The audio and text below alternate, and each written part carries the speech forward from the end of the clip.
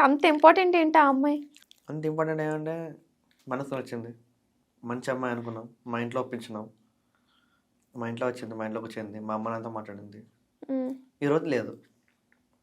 ఎందుకు లేదా అంటే నేను నీతో ఉంటే మా నాన్న చనిపోతా అన్నాడు. కరెక్టే కదా, కరెక్ట్ దానికోసం వదిలేసింది, దాంట్లో తప్పేముంది? దానికోసం వదిలేసింది.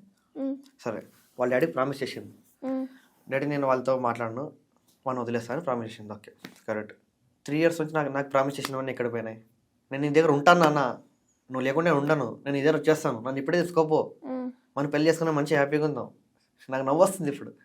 ఇలాంటి స్టోరీస్ నువ్వు ఇంకెక్కడా వినలేదా నీ పర్సనల్ లైఫ్లో కాకుండా?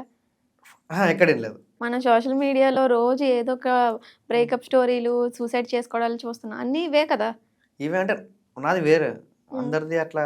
ఇప్పుడు మీరు అన్నారు వాళ్ళ నాన్న కోసం వదిలేసింది కరెక్టే కదా అని.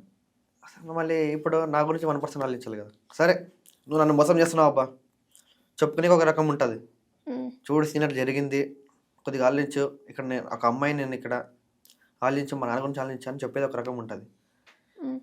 నువ్వు ఎవడరా, నీకు ఎందుకు ఫోన్ చేయాలా, ఎట్లా అంటే వల్గర్గా ఇవ్వడానికి నాకు సంబంధం లేదు అనేది. అట్లా ఎందుకు హాస్టల్ నుంచి వచ్చి నువ్వు ఫోన్ చేయలేదు నాకే అంటే ఎందుకు చేయాలి, నా ఇష్టం, నేను మా ఇంట్లో వాళ్ళు చూపించి చేసుకుంటా.